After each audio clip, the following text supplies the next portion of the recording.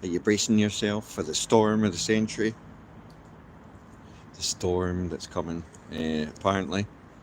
Uh, yeah, when I get home, it'll be, where the fucking hell have you been? But no, it's tomorrow. It's an official storm. Yuan or something. 80-mile-an-hour winds. So far, they've decided to play it safe, so they've shut all the schools, shut all the job centres. Well, it's just about 90% of the population cut off.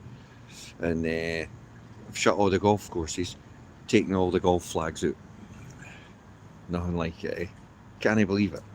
It's like, I mean, right now, obviously, uh, what time of night is it? I've gone live at about 4:30, and, well, I'll show you. It's quite calm, there's no signs of mad anything, and it hasn't even really rained. It's just, it's just kind of like, is it the calm before the storm? Because apparently it's going to be biblical proportions tomorrow.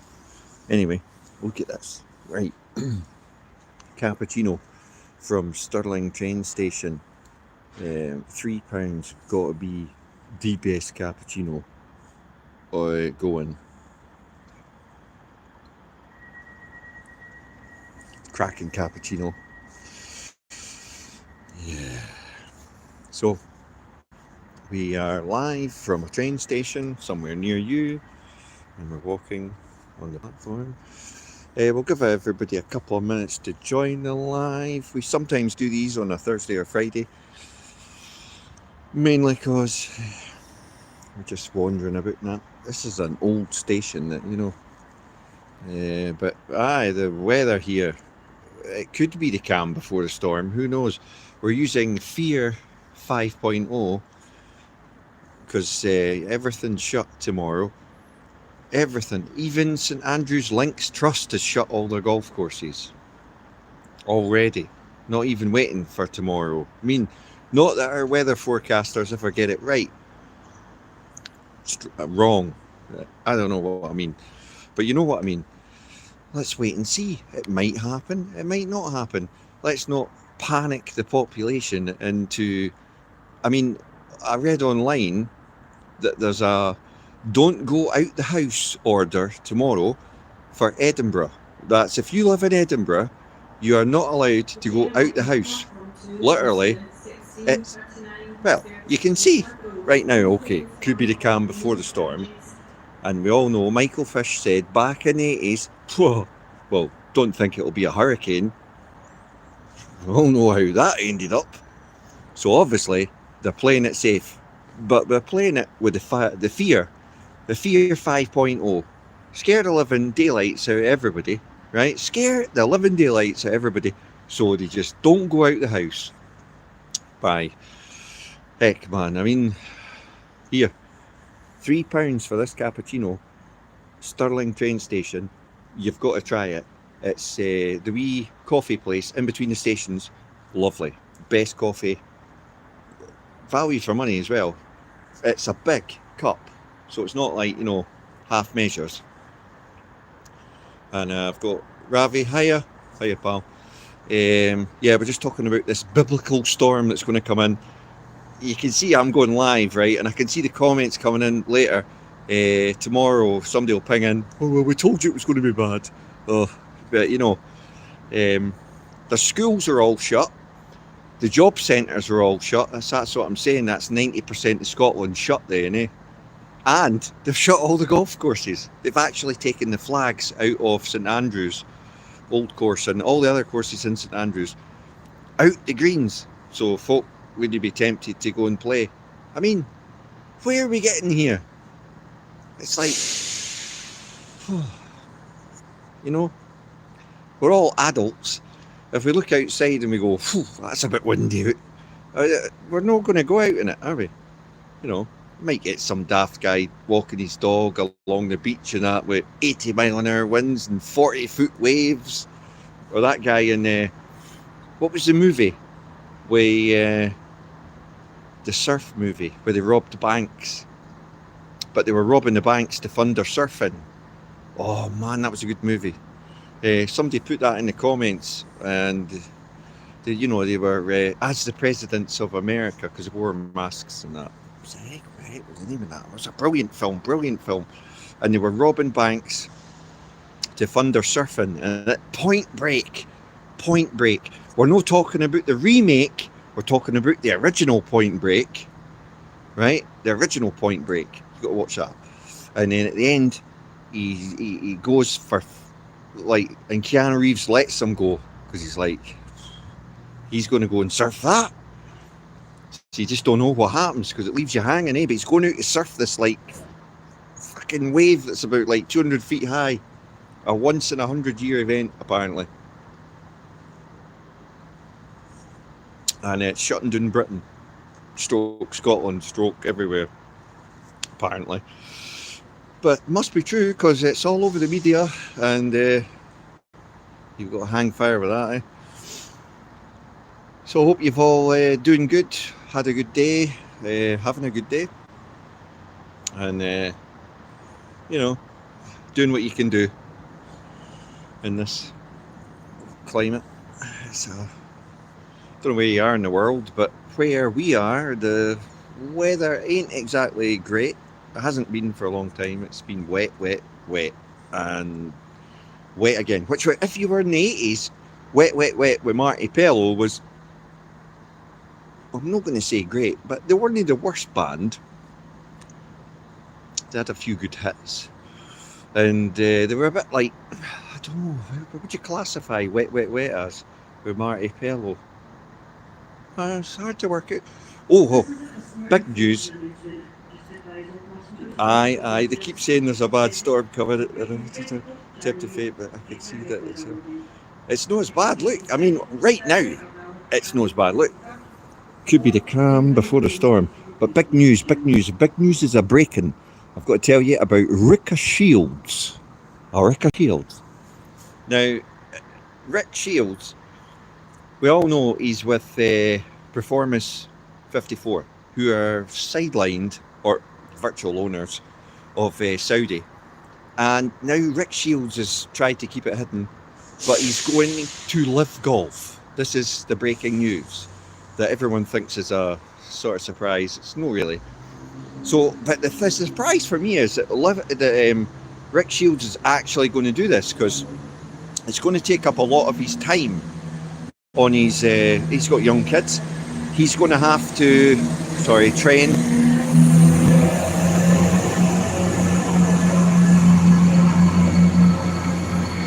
If anybody's interested in trains, he's going to have to give a lot of time up to do this through the season of Live Golf. So he's not playing on Live Golf. Of course he's not. Have you watched Rick Shields? He's not good enough to play in Live Golf. So what he's going to do is be on the commentary team. He's going to interview players, and he's going to do YouTube content with players, Bryson, Phil Mickelson, all that type of thing, right? So he's going to be a Live Golf partner, and this is what Rick Shields has signed up for. Everybody's half and half saying it's going to be almost committing Harry Carey on YouTube because his content's all going to be about Live. But then again, he's got, nearly 2.5 million subscribers, and I think he's reached a point in his career where he's thinking, wait a minute, Live have offered me how many million to do this for 3 years? Sod it. That's my personal opinion, and I'm not going to be held to ransom on that, but I just think Rick has definitely taken if you've watched Live Golf, it's definitely got better, and watching it isn't as bad as it was when it first started.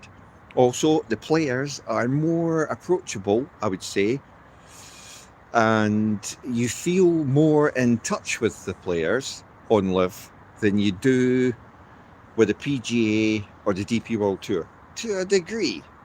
Although I'd say, for a golfer, hardcore golfer, 4 rounds of golf with a cup is definitely golf, right? And live is like me and you turning up for, there's no cut, a jolly, and there's 20 pint at the end. And plus, if you finish last, you get nearly $500,000.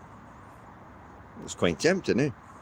I mean, Cameron, was it Cameron Smith? Cameron Smith, Australian. He's come out saying best thing he's ever done. Sergio, best thing I've ever done.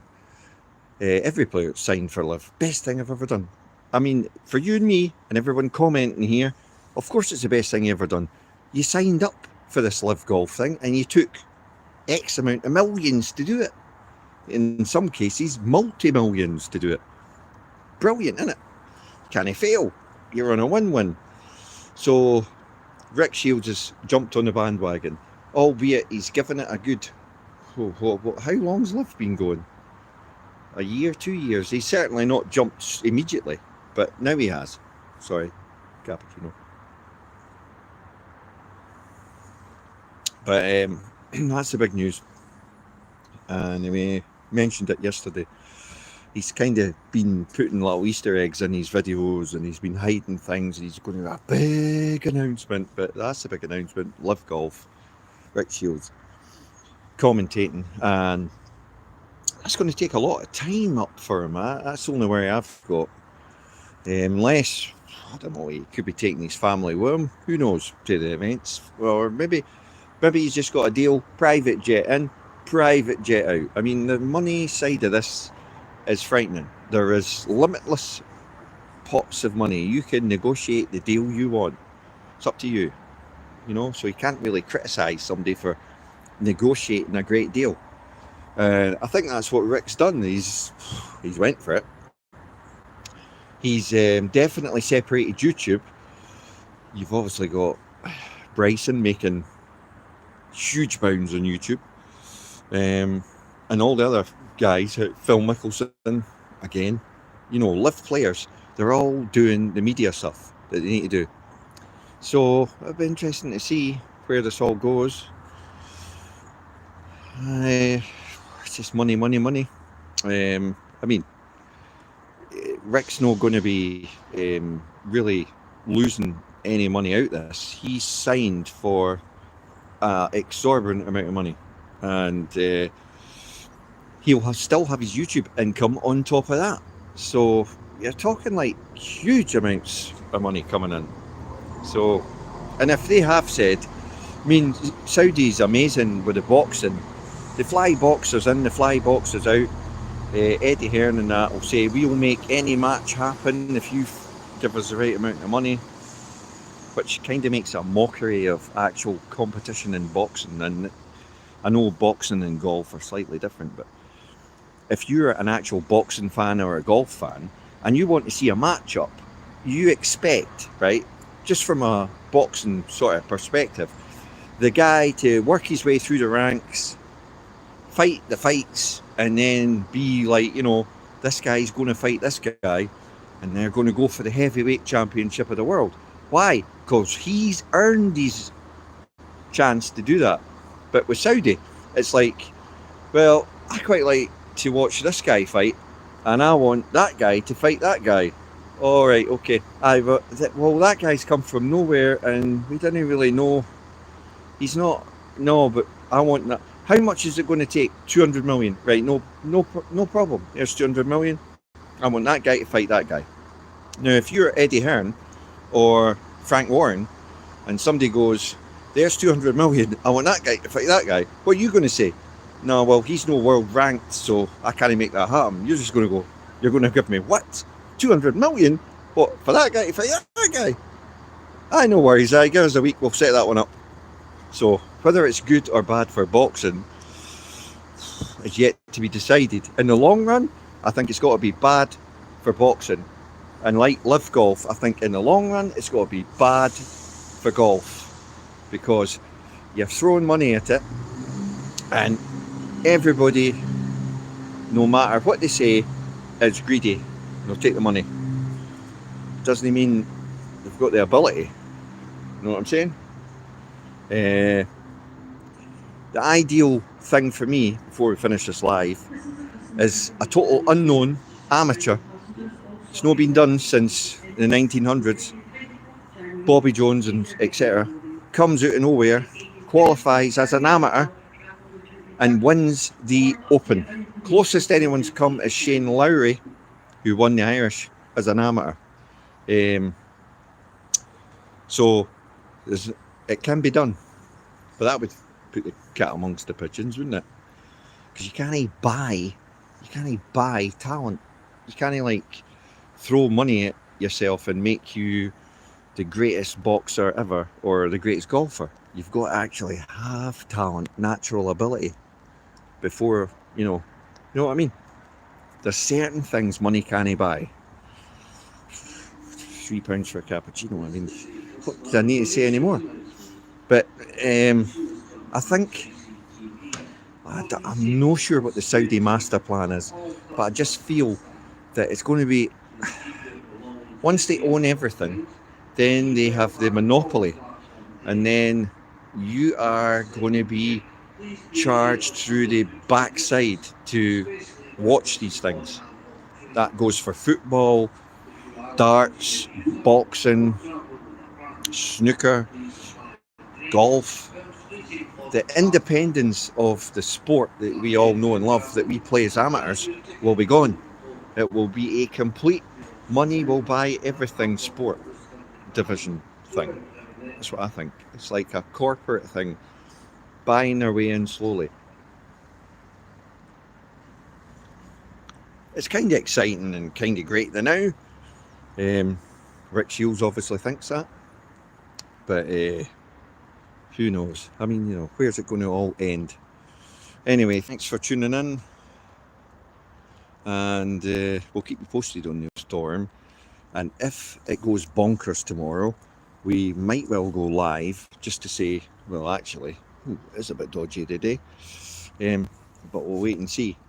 But thanks for the thumbs up, the likes, the support on the channel. As always, much appreciated. All for charity. It does take ages to get any ad revenue to the charities, because it takes us about 6 months to reach the minimum requirements that YouTube have got, but we're getting there. Well, not really, but we're getting there, and we're helping the charities. That's the main thing.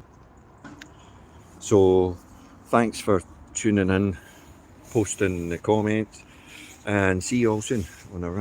It's getting a bit colder. I can feel it getting colder, and the rain is starting. Bye for now. Cheers, guys and girls. Thanks for watching.